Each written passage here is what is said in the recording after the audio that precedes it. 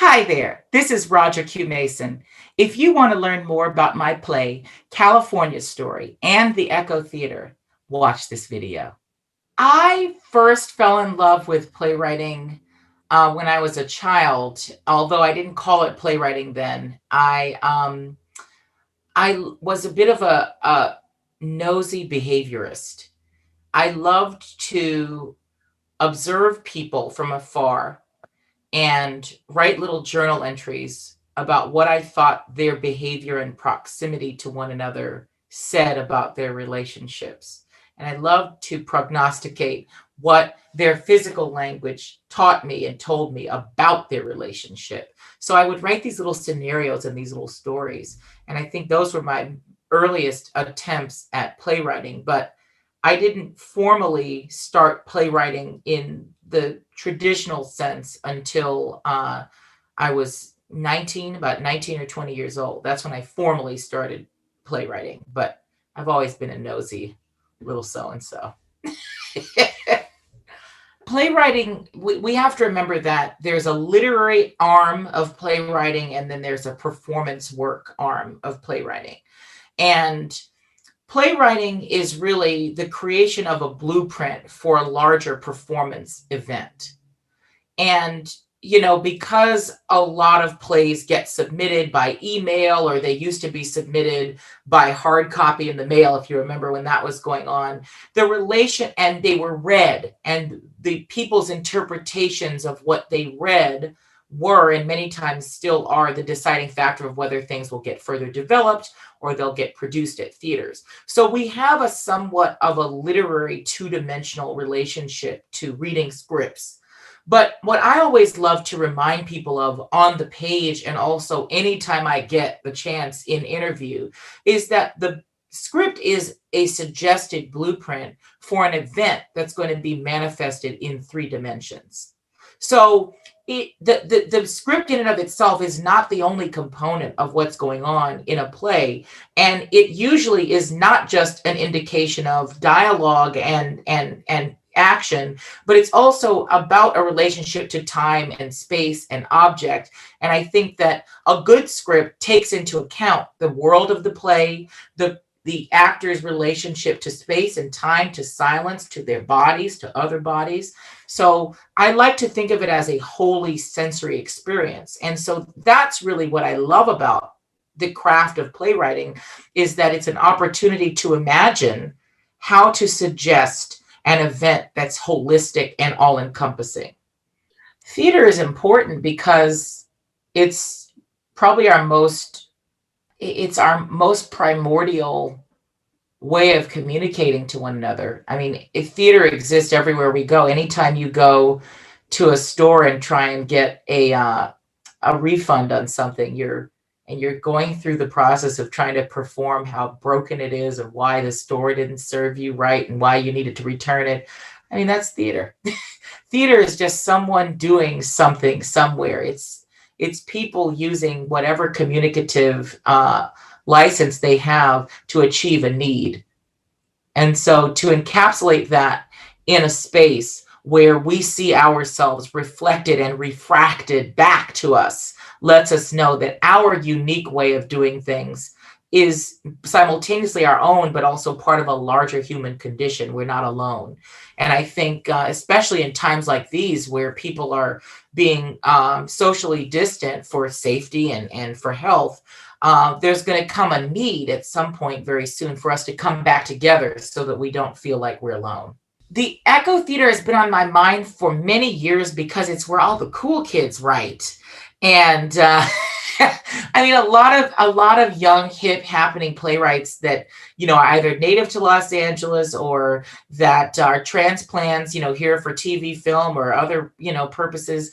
They've come and gone through the wonderful Echo Theater, and I have always admired the work that they do, because I think that they are very interested in young stories and queer stories and diverse stories. And I've wanted for a long time to be a part of that group. So recently, this past year, I was invited to join their writers group, and I was like, yes, I I get to do it. I get to be one of the cool kids. Finally, I'm one of the cool kids. It was great. The Echo Theater Lab is a really hearty and creative handful of writers whose work is not only in theater, but also in television and film. And we've been meeting monthly, going over plays and new projects that we've been working on. And I believe 3 of us are at a place where we're ready to showcase work publicly. And so my piece, California Story, is part of a little festival of showings that are going on from within the membership. And I just really love listening to these people think. It's great for me as a writer to be in a room of people who are both my age and also just a little bit above me, because it allows me to have aspirational models of like, this is who I want to be when I grow up. And these are the folks who are right ahead of me doing it, and that's really exciting because it's good to be amongst peers in that way. California Story is a play I've been threatening to write for many, many years. And I have been writing it for many years because it's the story of my birthplace. I'm a native Angelino, meaning I was born and raised in Los Angeles, California. And Los Angeles is is a city of forgetting. It's a city of gentrification, of building on top of the last generation for gain and for monetary promise. And I think that spirit of the land needing to reclaim itself and the land having a say and a stake in its own worth is something that I've wanted to talk about in theater for a very long time. So I'm excited for people to see the first, new draft of this play. It's something that's been in little incubator readings for many years, but this is the first truly public showing of this work. And I'm really looking forward to having people see it and see where I've been and where I'm going, because this year has been you've been actually a big part of charting this year, because we've spoken before a little earlier on in this year. And this has been an interesting year for me as a writer, because it's been about celebrating where I have been as a writer and also looking forward to where I'm going. And so this play, California Story, is a glimpse for viewers into where I'm going. California Story follows the undoing and rebirth of Pio Pico, who was the last governor of California under Mexican rule before it became an American state.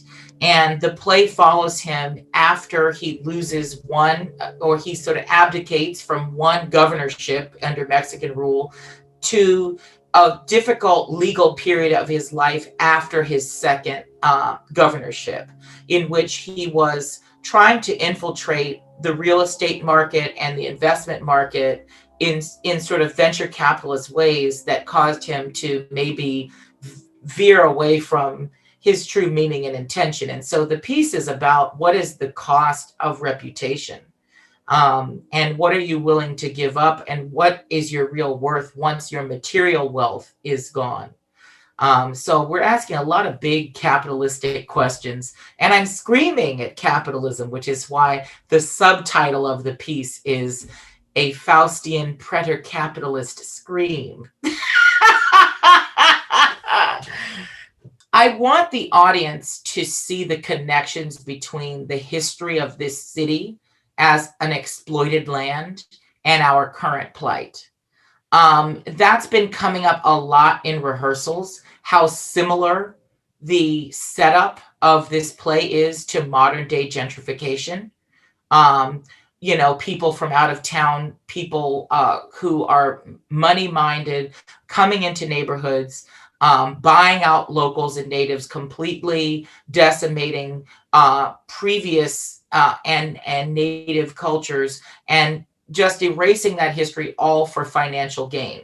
And it's interesting because if you look at the history of Los Angeles and Southern California in general, that's pretty much always been the history of this place, even from colonial times, taking the land from the Native Americans to then the Spanish, secularizing the land, passing it amongst each other to create these fiefdoms of land so that these land barons would have money and power. And then the Americans chiseling off that land bit by bit to sublease it to cattle ranchers and resort developers. And then, of course, today, one block, one house being sold off to turn into a huge apartment complex, that's like $800,000 a unit. And who's living in that, with our current economy? So, I mean, it's always been that history. We've always exploited the land here. First of all, I'm really excited for my colleagues, Brian Otaño and Chris Sullivan, because I know that the two of them have been working tirelessly on their plays. And so I'm really excited for people to get a chance to see their work as well. And for my piece, California Story, I mean, what I have is this really beautiful cast and creative team.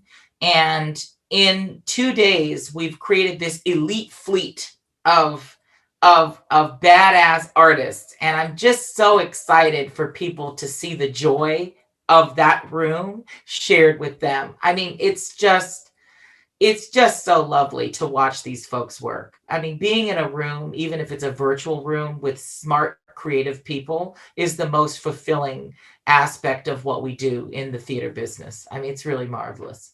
People must attend the festival, because even though we have been in a pandemic, artists have persisted and resisted and continue to make work that is changing the lives and minds and spirits of the people that are brave enough and willing enough and open enough to hear them. So I think that these writers deserve to be heard and to have our ear and our respect. People must watch my play specifically, because I'm excited for them to see where I'm going artistically. I have been so fortunate to have the support system and the audiences watching work, amplifying what I've been doing up to this point. And I'm really proud of where I'm going, not only talking about identity politics, which has been a major part of what I've been discussing in my work, but now talking about the interplay between class, race, history, and access, which is, I think, the battleground on which we're standing right now in this country. So I think if we can look at some of the historical underpinnings of how we got to the points of privilege and classism that we're existing in, and racism, then we can start to undo them. And that's what this play aims to do, and that's why folks must see it. So I adhere to my mantra of writing a blueprint for an event to be manifested in 3 dimensions. So my work, really, when you hear it in a reading, is just a whisper of what it's going to be on stage, because there are elements of staging and physicality and music that aren't always best digested by just hearing a play. So I'm for sure excited for people to see this play live and in person, because that's the only way you're going to really get the full Roger Q. Mason experience. The Echo Theater Lab has helped me as a playwright by creating a safe space of like-minded young artists that I can identify with, because they're my people. And it's just really great to be making work in a room with people who look and think and dream in ways that are similar or complementary to how I am. And I really love that. And it's been a vital and important part of my year, especially a year like this, to be able to come to a room like that and know that folks are making work and I'm not the only one typing and acting crazy. It's so vital and important, for a writer to have community. Theaters like Echo are important because they are at the ground floor of the future of the American theater. These are theaters that develop and present new American work.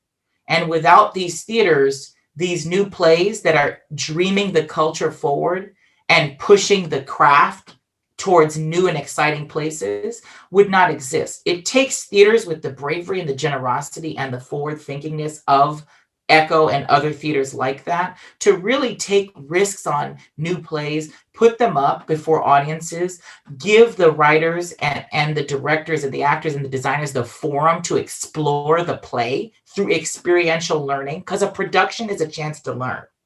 And through that, then continue to grow the play so it can have a life after that first production. So this is a vital birthing that happens at theaters like Echo. And it's so important for people to support that, because historically, we have always been only as strong as the way we treat our artists, because our artists are our truth tellers. They are our soothsayers, and they keep us honest in our society, especially in America. They're the ones that let us know when we're off the mark culturally and when we're right ahead. And they also dream. They come up with, they are civic planners. They are the ones that identify the social ills of a society and then dream how to solve them. And if we can solve them through the imagination, then policy can be possible. Well, darlings, my name is Roger Q. Mason, and I have enjoyed this conversation tremendously. And if you loved it as much as I loved it, and you want to learn more about my play and about Echo Theater, go to the festival.